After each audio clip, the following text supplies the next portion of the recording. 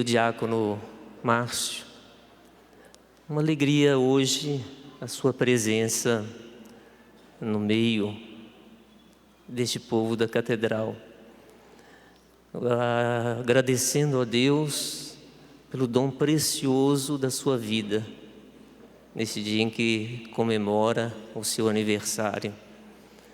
E posso dizer a todos que é uma alegria poder conviver com você, porque coloca a vida como um amor enorme a Deus, a família e a igreja. E a gente vê tudo isso pelos frutos que você produz. Deus o abençoe neste dia de hoje, abençoe a sua vida. Queridos seminaristas, acólitos, leitores, ministros da Sagrada Comunhão, querido povo de Deus, que bom que mais um domingo nós nos reunimos. E nos reunimos neste primeiro domingo da Quaresma, o sacramento da Quaresma, que nos introduz de uma forma aos mistérios da vida do Cristo.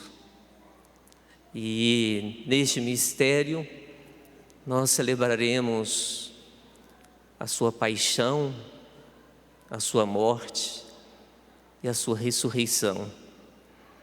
Por isso escutamos na leitura da carta do apóstolo Paulo aos Romanos que a Escritura é a palavra de Deus que está perto de nós. E a Escritura, ela está perto de nós, mas ela está junto ao nosso coração. Nós pensamos que o coração é o lugar somente das emoções e da parte irracional nossa, quando nós chegamos a dizer: tomei uma decisão pelo coração. Às vezes as pessoas dizem: não pensei muito, ou tomei uma decisão precipitada. Mas nas Escrituras, o coração é o lugar da decisão, é o lugar da tomada de posição. Por isso a palavra de Deus, ela está junto de nós e ela está na nossa boca, mas ela está no nosso coração, nas nossas decisões, naquilo que nós colocamos como propósitos para a nossa vida. E a partir do momento que nós decidimos, nós conseguimos falar com mais clareza aquilo que é preciso, aquilo que é certo, aquilo que é verdadeiro. E o apóstolo Paulo, ele nos convida a uma profissão de fé, mas não uma profissão de fé somente com as palavras, mas a profissão de fé com o seguimento. Por isso ele diz: se confessares com tua boca que Jesus como Senhor, e no teu coração queres que Deus o ressuscitou dos mortos, serás salvo. Poderíamos dizer que basta confessar, mas não. É preciso crer e é preciso tomar a decisão pelos mistérios da vida de Jesus. E principalmente esse mistério que abriu-nos as portas do reino dos céus, a sua paixão e ressurreição. Nós, às vezes, podemos ser confundidos, mas se permanecermos firmes na palavra perto de nós, veremos com mais clareza e daremos um sentido e ressignificaremos algumas tomadas de posição que colocamos para a nossa história. Se olhamos Jesus no Evangelho de hoje, vamos ver que, cheio do Espírito Santo, depois que voltou do Jordão, ele também foi impelido pelo Espírito para ir ao deserto. E nós sabemos que o deserto é um lugar de purificação, é um lugar de meditação, e é o lugar também das grandes privações.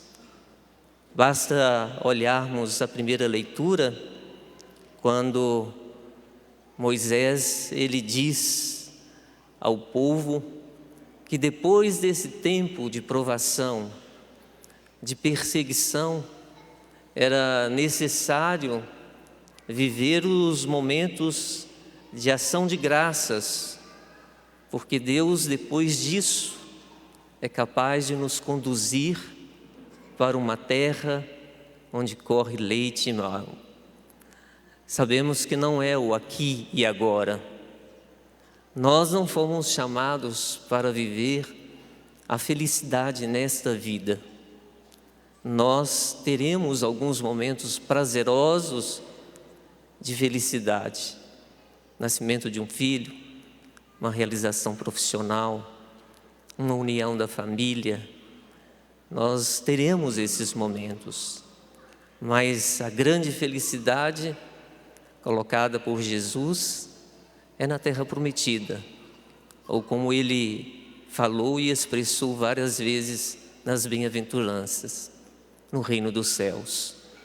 Por isso Jesus, ele sendo Deus e homem, ele vai ao deserto e ali ele é tentado.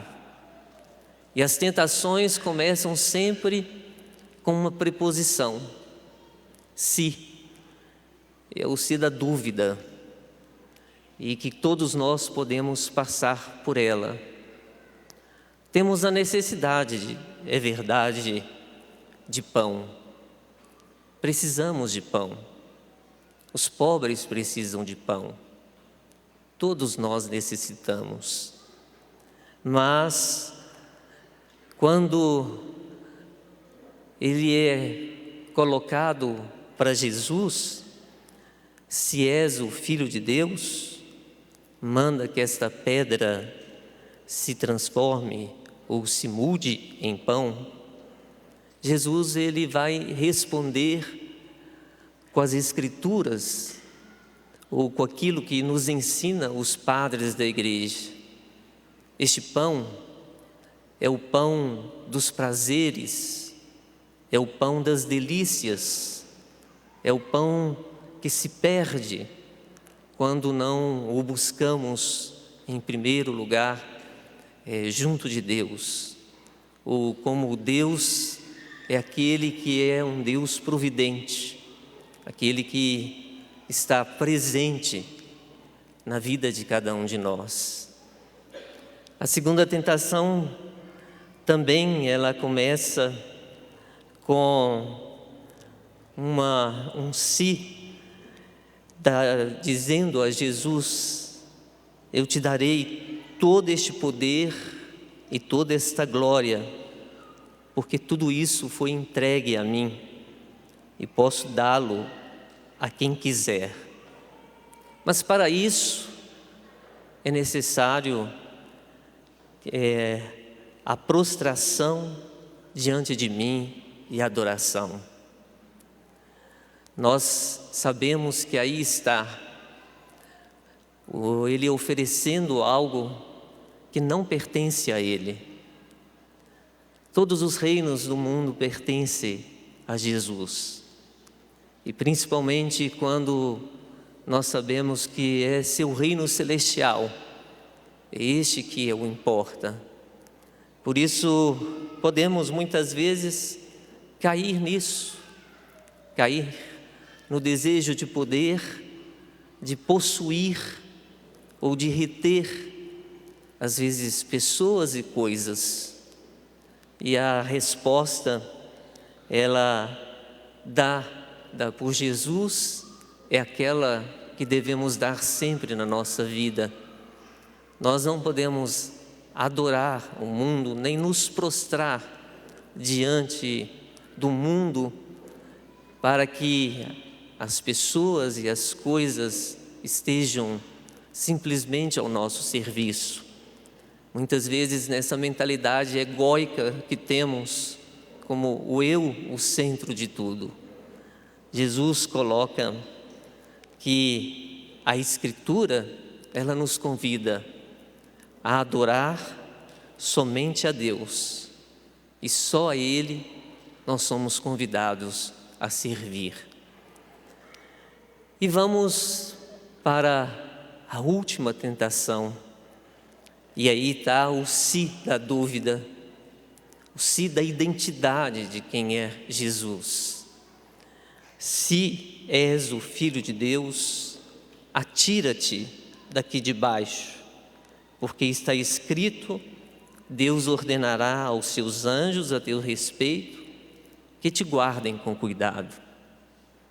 Jesus poderia ter utilizado para demonstrar o seu poder, para demonstrar a sua realeza com tudo isso, mas ele não quis. Ele mostrou que a sua realeza, ela vem a partir da cruz, e não pelos espetáculos. Ele não quer ser aquele que anda levitando por aí. Por isso, Jesus responde algo que para nós é importantíssimo: não tentarás o Senhor teu Deus. Nós muitas vezes temos uma tendência a isso, a tentar Deus, a colocar o si.